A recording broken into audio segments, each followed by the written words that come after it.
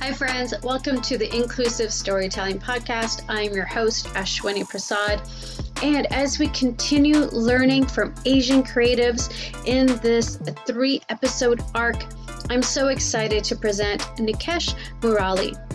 He hosts the Indian Noir podcast, which is a critically acclaimed chart-topping podcast featuring thrilling crime and horror audio stories set in India and featuring South Asian Indian characters.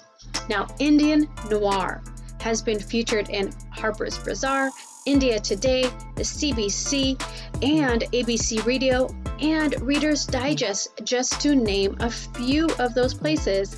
Absolutely amazing. Now, Nikesh is also the author of a multi-award winning Amazon best-selling short story collection named The Killing Fields, and his novel, His Night Begins, was praised by the Crime Fiction Lover magazine for its terse action scenes and brutal energy. Now, Nikesh's writing, not just his audio podcasts, have earned him the tag of the most hard-boiled of Indian crime writers. How amazing! I cannot wait to share Nikesh with you. Now, folks, I would love for you to go ahead and leave a review about this podcast if you're enjoying the content, and downloads and sharing. That would be amazing. Feel free to connect with me at theinclusivescreenwriter.com or on Instagram at theinclusivescreenwriter. Now, lastly, I am an anti-racist and anti-oppression educator and consultant. And if I can support you or your organization to create safe spaces as you continue your social justice advocacy work, go ahead and connect with me. And let's see if we can create some safe spaces together. All right, folks, go ahead and enjoy this wonderful episode with Nikesh. Thank you. Hey, everybody. Welcome to the Inclusive Storytelling Podcast. Today, my guest is Nikesh from the Indian Noir podcast. Nikesh, I always do this for my folks. You might as well just introduce yourself because you know yourself better than I do. So, Nikesh, welcome. How are you this? Hey. For me, it's morning. For you, it's late night. So thank you for being here for all the way from Sydney. Hey, Ashwini. Good morning to you. And firstly, thank you for having me on your podcast. And a big hello to all of your guests and listeners. With regards to myself, I'm Nikesh. I run a podcast called Indian Noir. It's a storytelling podcast. We're about 150 episodes old now. It's been running for the last 2.5 years. It mostly has crime and horror stories that are set in India with Indian characters. And the podcast has done really well.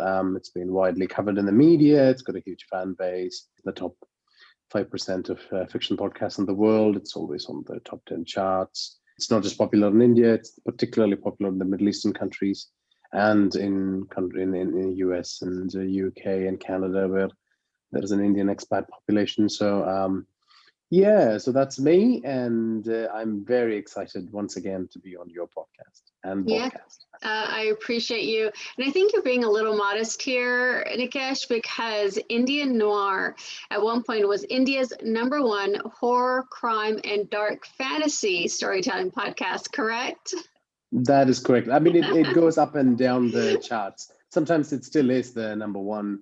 And, you know, and if you look at the part of the chart where they look at what the all-time #1 podcasts are, Indian Noir is the all-time #1 in drama for Apple Podcasts in India. But it goes up and down the charts, obviously, based on new releases, promotional efforts, but generally tends to stick in the top 10 in India, in other countries in the top 50. But I've kept it as a brand kind of tagline as well, because it sets an expectation out of me as well to deliver content that can easily be canvassed as #1 in India. So so it's the tagline stuck, I suppose. Yes, absolutely, as it should. It's fantastic. I absolutely love what you do with it, and it's reminiscent for me of back in like the 1940s, even before that, in North America, they had radio dramas, and that was the source of entertainment. And what you do there, the sounds, and I can almost smell certain things as you're listening. You really invoke it, and so it's so great. So you are based out of Sydney, and your stories revolve around India and a Hmm. futuristic India as well, correct? I have done some future-centric stories. I've done um, so Indian Noir is a bit of a mixed bag in that sense because while it's mostly crime and horror stories, and the way it's structured is there'll be one season of crime story, one season of horror story, but occasionally you will have science fiction, as you mentioned, or fantasy tales that are based on Indian mythology. Just to throw the audience off, this is not good practice when you do a podcast in general, but my audience tend to enjoy it, and it somehow works for both of us. In that, what I found is the reason why I do that is because if you write the same thing again and again, things tend to get a bit stale. So it's good to flex your writerly muscles by writing other things. And what happens when you try new genres as well is that a new cohort of audience is sort of suddenly introduced to your work. So, for example, after a long spell of doing horror, the current season of Indian Noir is a military thriller, and the audience is increased by 3x merely from introducing that new genre to play with. And some of them will listen to the military thriller and leave. Some people who are listening to horror, they would absolutely switch off, but the core audience will stay. And plus, it'll bring in a new audience that'll stick on. So it's got this cumulative impact over a long period of time. Yeah, but it's mostly set in India. It's about Indian characters. And it's trying to fill a gap in the market where there is not enough stories, particularly in the horror genre, that are done well, that cater to Indian listeners. Oh, that's fantastic. And I love that because, this podcast is about inclusivity. And so, you being somebody from Sydney of Indian descent, telling these Indian stories, and you mentioned Indian mythology. Was that the core inspiration for your work, or was there other works centered around Indian mythology, Indian folklore, Indian religion that inspired you to start this podcast? Yeah, I think the Indian Noir came at the end of a 2 decade cycle for me as a writer, where I had gone through the kind of traditional pathway of writing poems, getting good at it, winning awards, then moving to short stories, getting good at it, winning awards. Then by the time I came to writing long form manuscripts, I just found that it was very difficult to access publishers, and just the way the writing business is structured in India, and the general problems of lack of inclusivity in that space as well, at home and abroad. So I found it difficult in the domestic market and international market to be able to present my long form manuscripts. So I had kind of given up on writing for a long time before I discovered that I had a bit of a talent reciting poems and doing narration work. So then I decided to combine the two.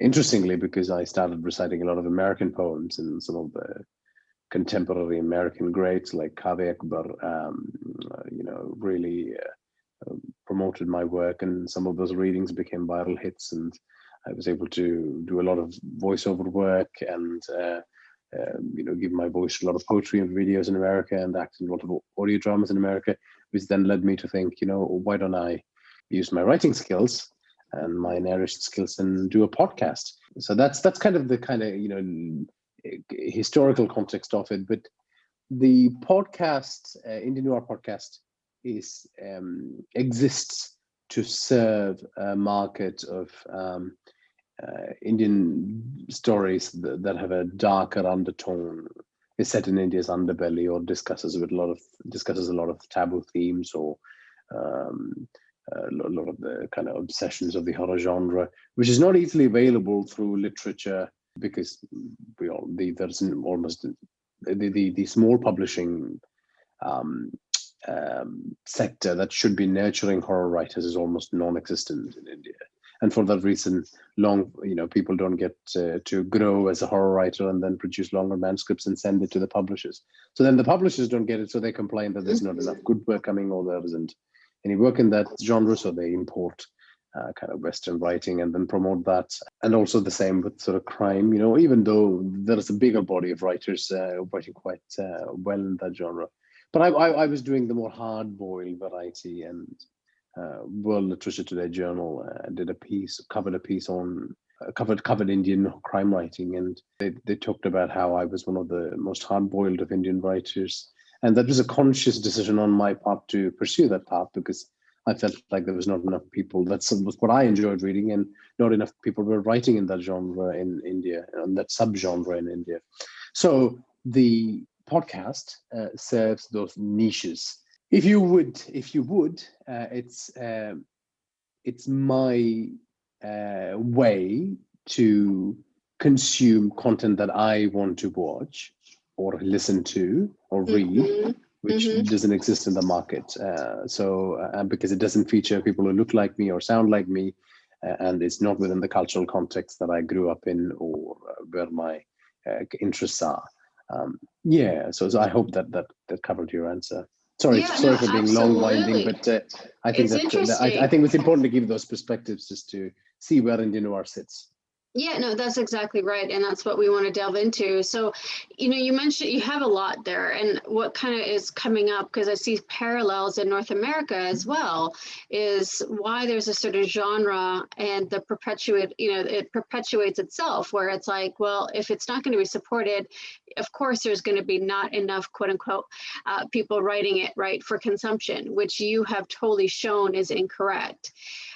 Do you know why that taboo exists around this genre in India, which you have exposed, that there is actually a huge audience, but that taboo around crime and horror, do you have an idea of why that exists?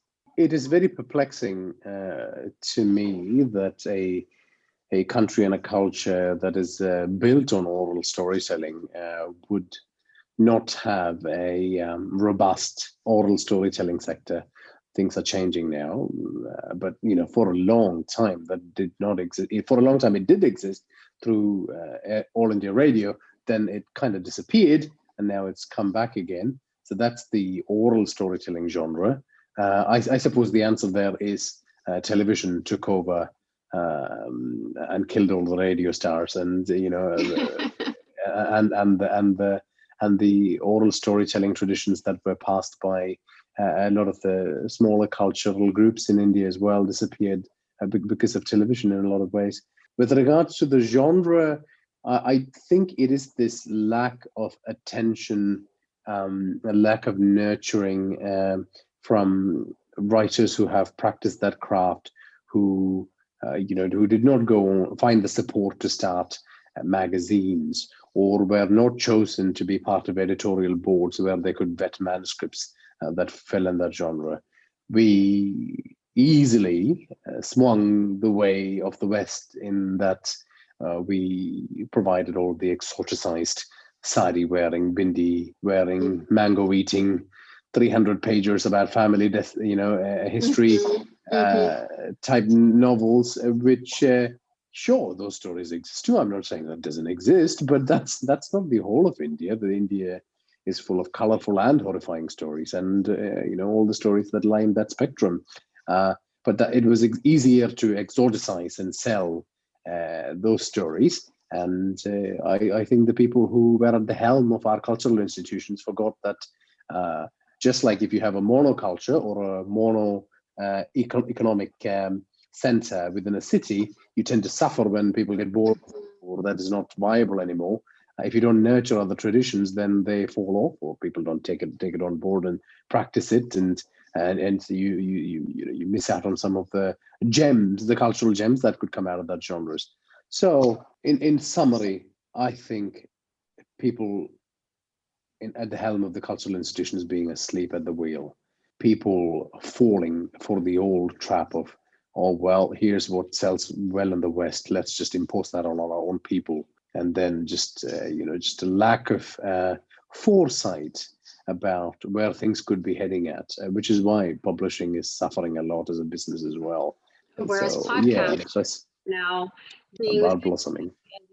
well, it's interesting what what you're bringing up here, because within the Hindu religion and the stories, there's lots of monsters, and even for what is today, it's holy in all over the world for those that celebrate it, the festival of colors, the new spring, and that includes a story of a monster being killed, and there's lots of monsters within the Hindu religion that get killed. And so it's interesting where you're saying, there's only one sort of tunnel vision narrative that's being told or advertised out of India and about India, whereas if you look at the number 3 religion in the world, it stems from a lot of monsters, and a lot of the folklore has many very horror, very thriller-like stories. So it fascinates Absolutely.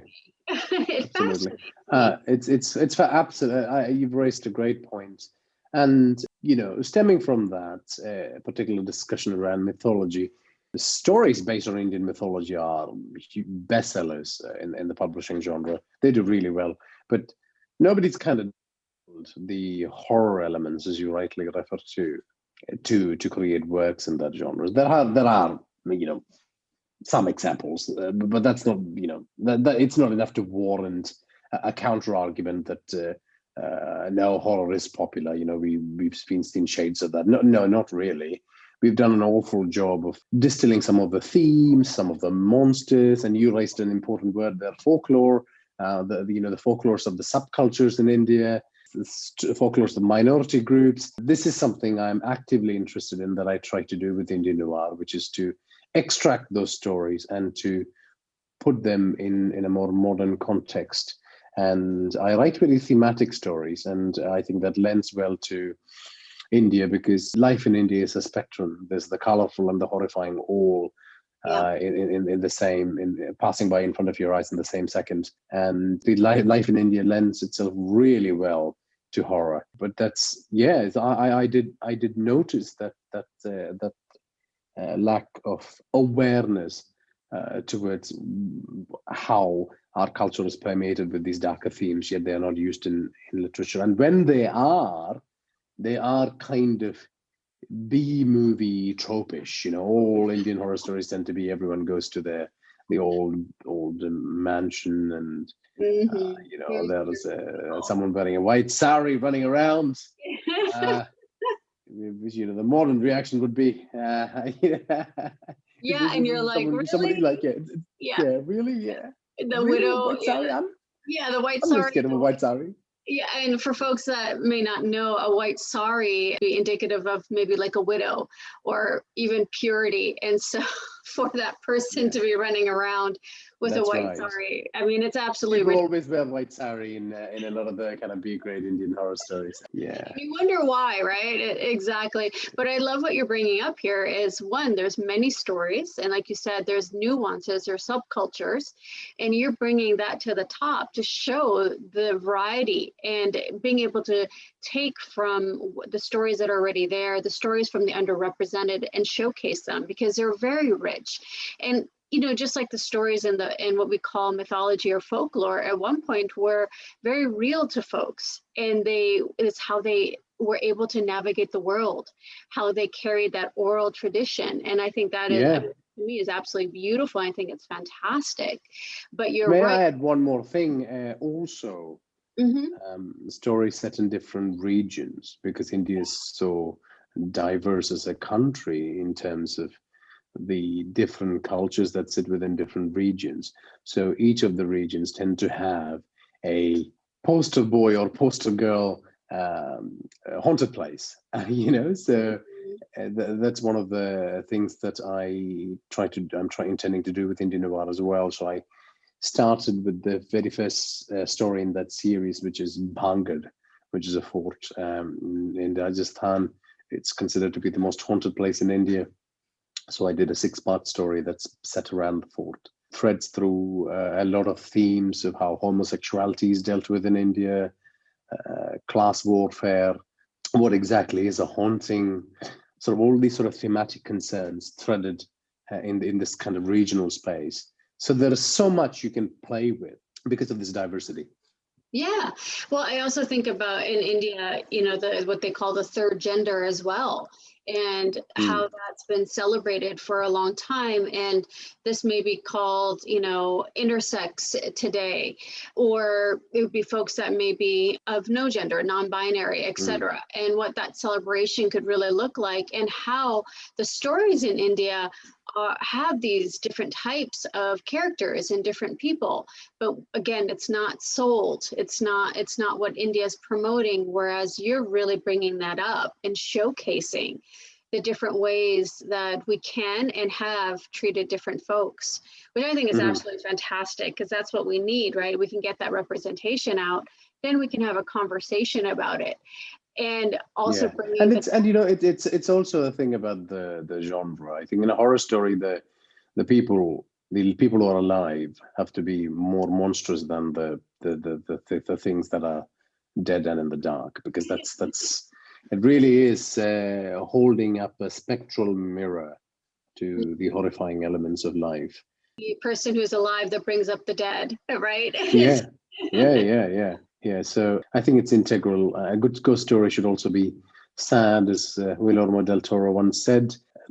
All these if you are to be truthful in your fiction, it's important that you mirror these elements of society and discuss them and show their horror, and perhaps contrast them against a spectral horror that's even more terrifying or less terrifying, but that you leave that up to the reader to make that decision. But you just infuse them in a cauldron of ideas while leaving them extremely disturbed. And I think that's what best horror does.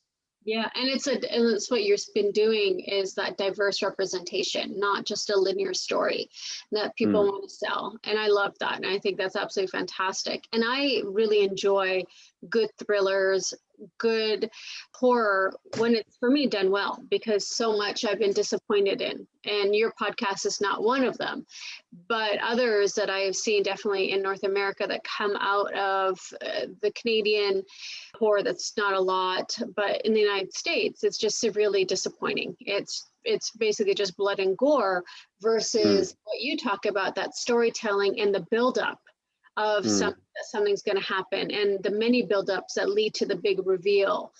And like, honestly, it's just been so disappointing. So it's nice to see and hear different types of horror, crime, and fantasy that you're doing, because it's great storytelling, frankly. And it's And I have to say, while you posit that idea about I haven't heard much in the American podcasting scene, to be honest with you, and I must admit, I don't get to listen to a lot of podcasts because I listen to audiobooks in particular, because that's where I get my training from.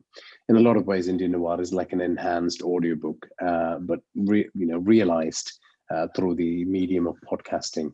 Because America has invested so much in its cultural institutions, particularly its writing universities and writing programs, and has produced masters like Stephen King. Often the only way in which people who want to do an apprentice, who are of a different cultural background or different region like myself, has been to follow the American scene.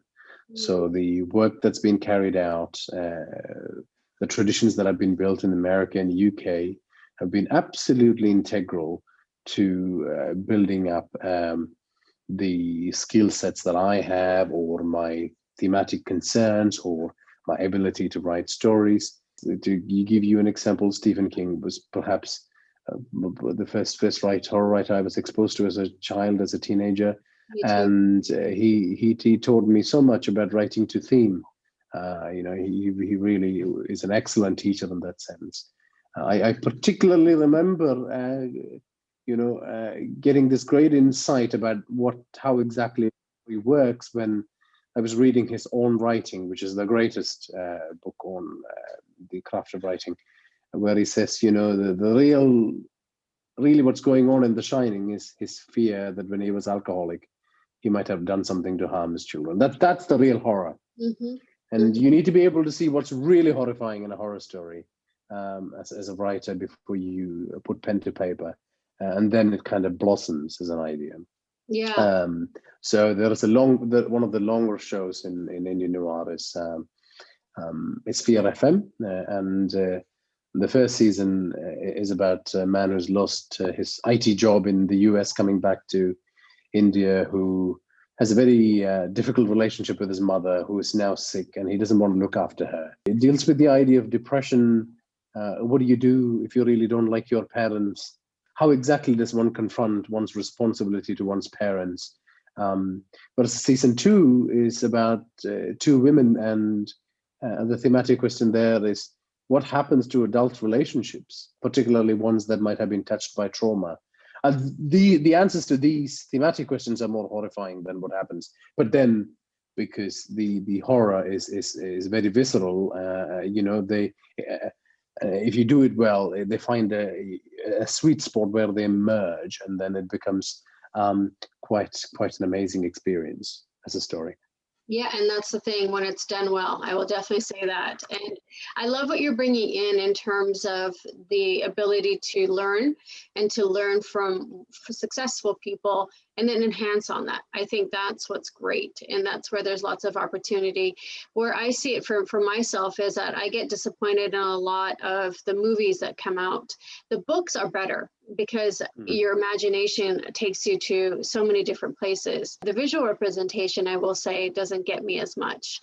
But when I do, there are some gems, but you're right, mostly, and particularly so in horror. And I suppose this is a good point to raise the point that horror as a genre is particularly lends itself well to oral storytelling, because it's really enhanced by the theater of the mind.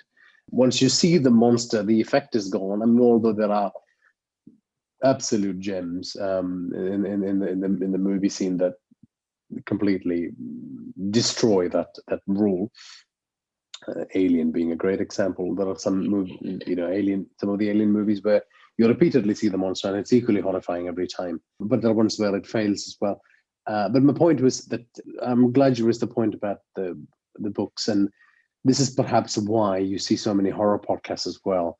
People love listening to horror stories. People always like doing that, even from when they were a kid. I'm sure you would have done that when you were a kid as well. Your cousins or siblings would have told you the story, so you would have done that yourself. So it's continuing that tradition, I suppose.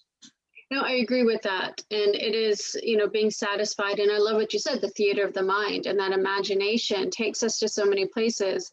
And sometimes it's much more powerful than what we see or what is given to us through a different perspective. And I think that's the power of what we've been talking about, that oral tradition, how long it's been there, and that storytelling and how powerful it is, and that there's many stories that are out there. And so one thing that I have a question about is, you mentioned earlier about the kind of the lack of structure, or the perpetuation of folks being like, well, there's nothing good out there, so they don't look for it. What would you offer industry leaders, so let's say the publishers around Indian horror? What would you say to them, or influencers, about improvements that could be made so that these genres, the horror, crime, and dark fantasy within India, and the beauty of those stories can start becoming more mainstream? What would you offer in terms of improvements? A couple of things. I think it's important for the publishers to get together and have a fund of some sort, which can then be used to produce magazines in each of those genres with independent editorial boards and such, and for those independent magazines to be able to pick the best works and provide a platform for stories to be published and be of a very high quality, but for the magazines themselves to be excellent marketers of their work, so that they can get the stories and the authors the promotion they deserve. And post that, then that becomes a wonderful channel for publishers to acquire great manuscripts, because some of the people who will go on to write the short stories will write longer manuscripts, and they will become the authors who will contribute to them.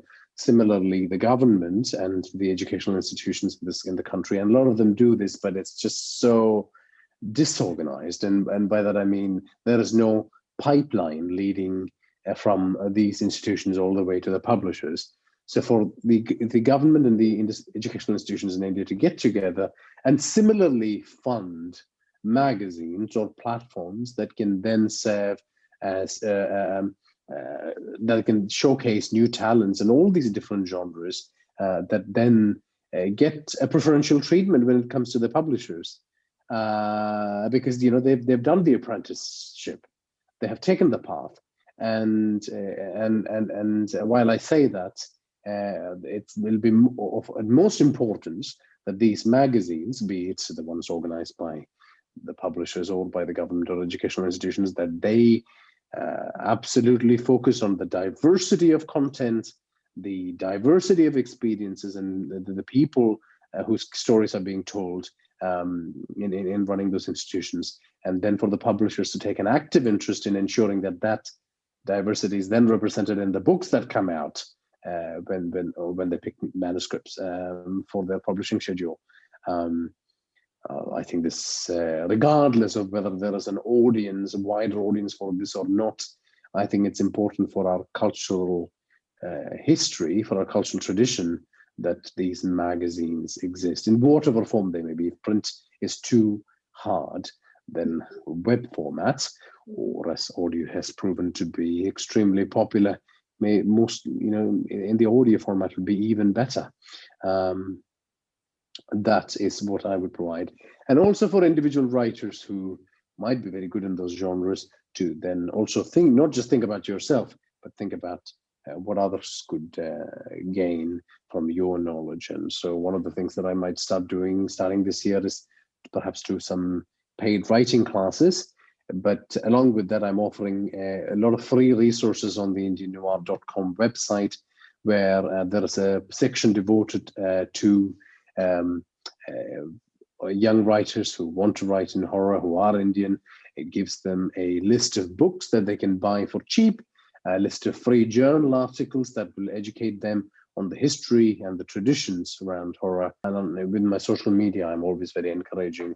I tend to try to put in a good word to promote sort of younger writers or younger podcasters, or people who might be still in the biz, but not as popular as Indian Noir.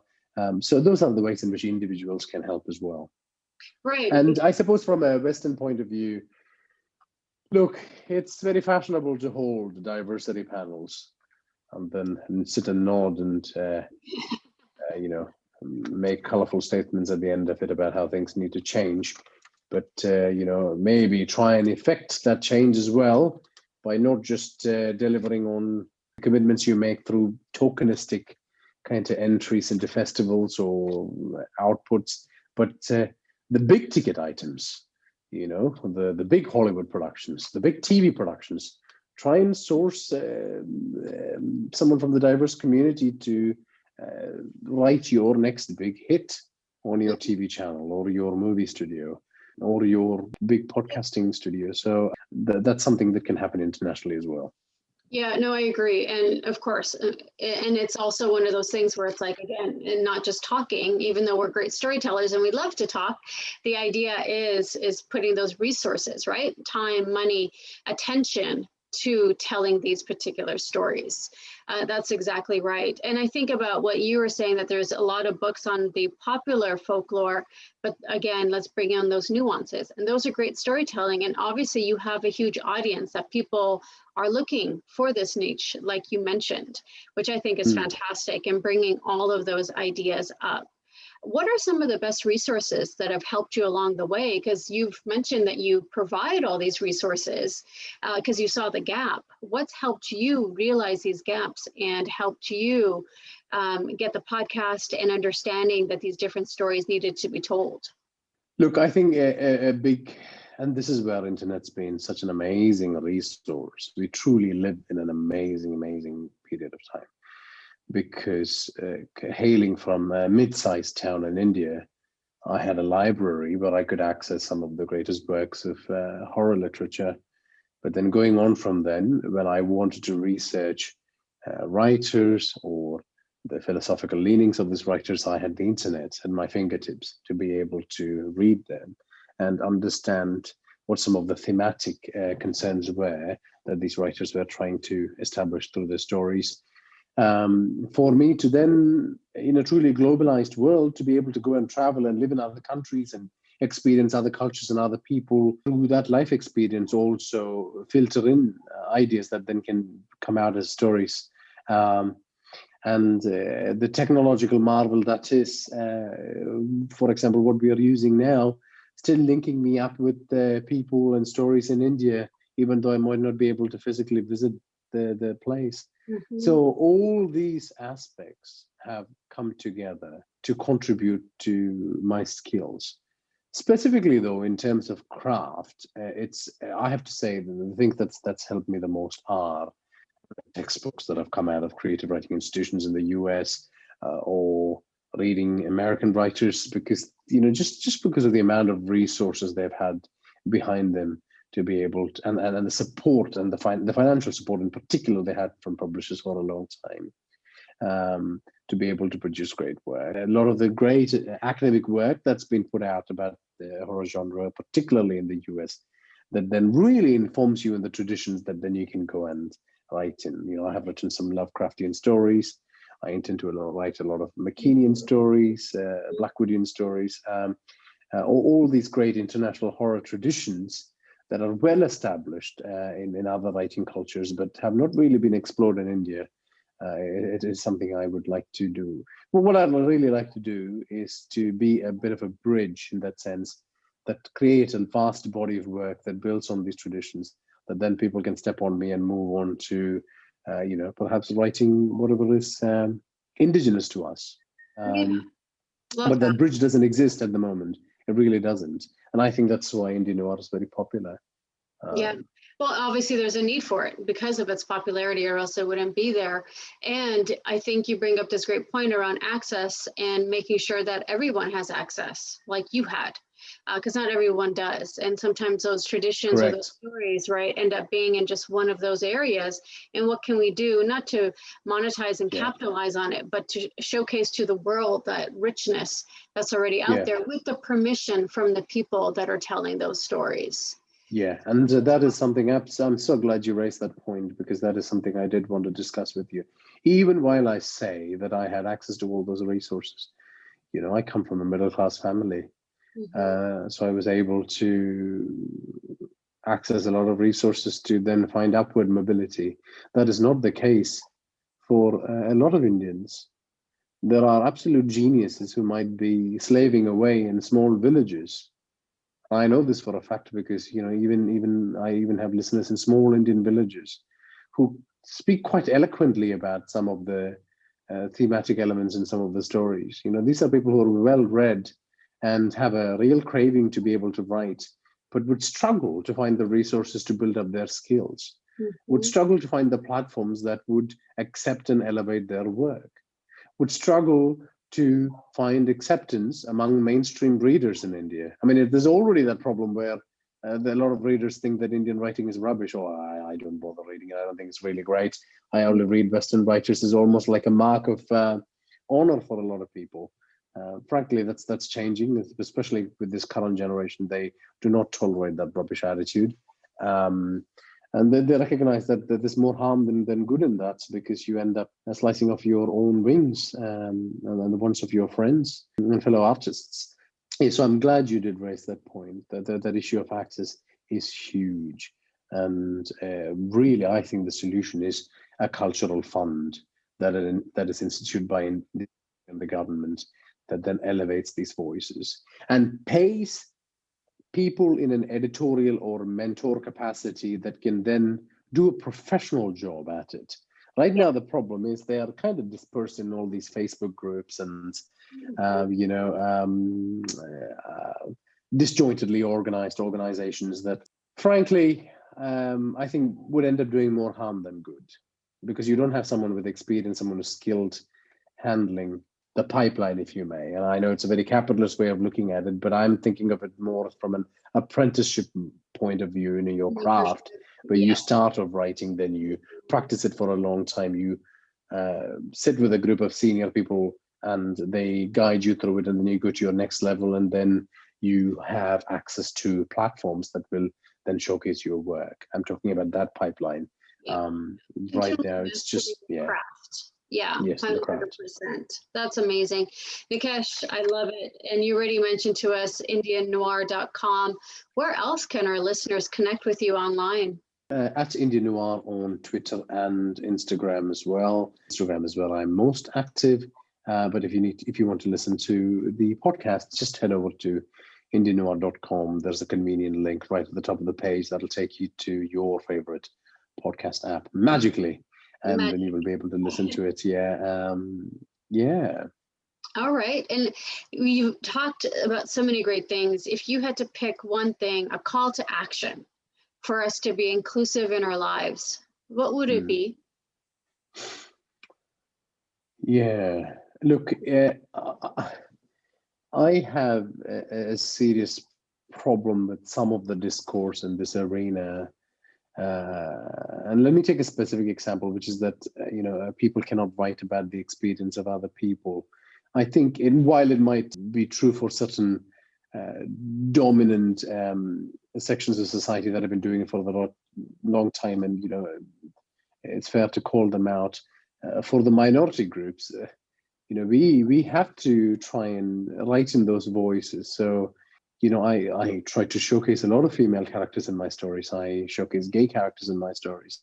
I might not have a direct experience of those groups, not being of that gender or that orientation, but it's important that I tell stories of those groups, so that I can encourage people in those groups to tell their stories. So I would encourage people, particularly in the minority groups, to tell as many stories as possible and empower the people that you see around yourself, so that they can read those stories and know that those stories are about them, and that might inspire them to then write those stories. I really, really also hope that we can go back to understanding some of the nuances of what the conversation is happening in this space, how well-meaning some of them are, but they might not eventuate in good results for us. What do we do in our own house in terms of fixing our own problems before we start blaming white people for our problems, for example? And by that, I directly mean, a lot of the issues with publishing in India has been caused by our own cultural institutions. It's not fair to blame the West for it. The cultural institutions did not organize well enough to showcase Dalit writers or gay writers or transgender writers. That is not a direct result of any Western influence. We did not organize our own house. So let's sort our own house first properly before we blame other people anytime we see issues on these fronts. And I really hope we can see change in that. And I'm starting to see a lot of positive changes, but let's keep at it. Yeah. So important that we find an equal. Let there be many more better versions of Indian noir that are purely gay-centered stories, or are feminist-oriented horror. Feminist horror is such an incredible genre that hasn't had a lot of classic masterpieces, particularly from India. I mean, think about it. Like, we might be having this conversation 4 or 5 years from now, and for us to be able to discuss a podcast that's delivering stories purely in that genre. Exactly. Yeah, I'm a big fan of write what you know and research the rest.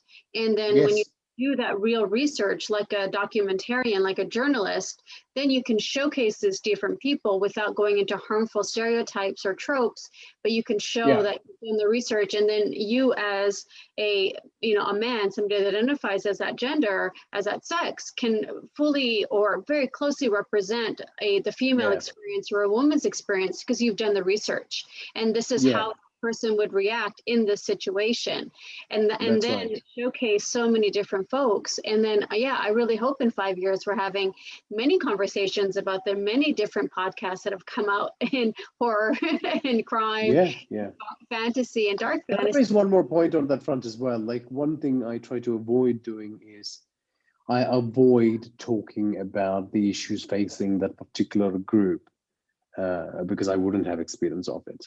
I would only talk about experience that might be classified as universal, universal human experiences of feeling hate or feeling distress. But if there were a specific issue, just as you said, so important to do the research and make sure that you capture the authentic voices, the authentic experiences behind them. Absolutely. Absolutely. Nikesh, it has been a pleasure. Gosh, we could talk for hours on this. I would love to delve into the similar books that we've read. We'll have to do that offline and of course on Instagram. Absolutely. Thank you so much for joining me today on, for me, what is this auspicious day, which just ended for you. Yes. On Holi, which is welcoming of spring, and it is the Festival of Colors. So what a wonderful way of combining what's supposed to be dark with something that's so on such a colorful day. Yeah. Darkness is a color too, absence of it, but regardless, it's so awesome to have this colorful conversation on holiday, and happy Holi to you, and thank you for having me on here. I really enjoyed this conversation. Not surprised one bit. Whenever we talk on Instagram, it's always such interesting conversations, and just love the work you're doing. Keep at it. I'm eagerly following your work, and I just can't wait to see you rise to new heights and uplift everyone. So which we will try to do with you as well. It is mutual admiration. I love your work. I love the stories. And that's why I wanted to have you on this podcast. Nikesh, thank you so much for being here.